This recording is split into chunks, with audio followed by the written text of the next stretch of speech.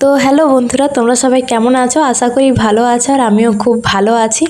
তো আজকে আমি বেসিক্যালি গেছিলাম কলেজে।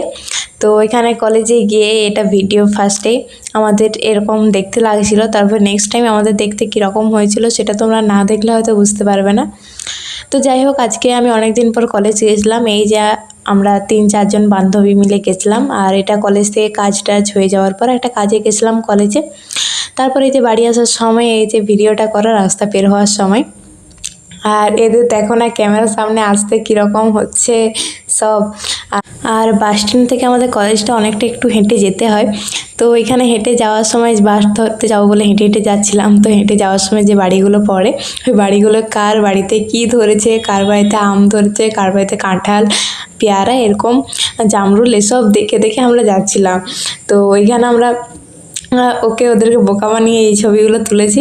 আর এখানে দেখো লোকের গাছের কীরকম পেয়ারা তুলছি আমরা। দুপুরবেলাটা ছিল, প্রায় তখন 2টা মতন বাজে। আর দেখো কীরকম লোকের গাছের পেয়ারা তুলছি। ভাগ্যিস লোকগুলো ওঠেনি, নাহলে আমাদেরকে সত্যি বেঁধে রাখতো। এখানে অনেকগুলো 3-4টা প্রায় পেয়ারা তুলেছিল, যেগুলো পাকা পাকা পেয়েছেও। এখানে তুলে নিয়েছি। ওর ভিডিও বুঝতেও পারিনি ওর ভিডিও হচ্ছে বলে কীরকম।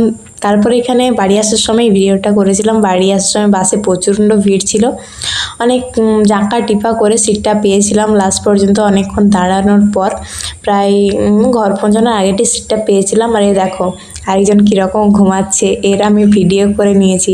যাই হোক, একে ব্ল্যাকমেল করার সময় কাজে লাগবে।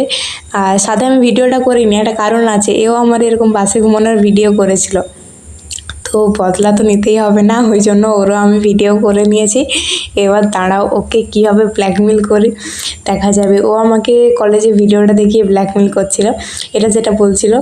তো এখন আমারও সময় চলে এসছে। যাই হোক বন্ধুরা, ভিডিওটা কেমন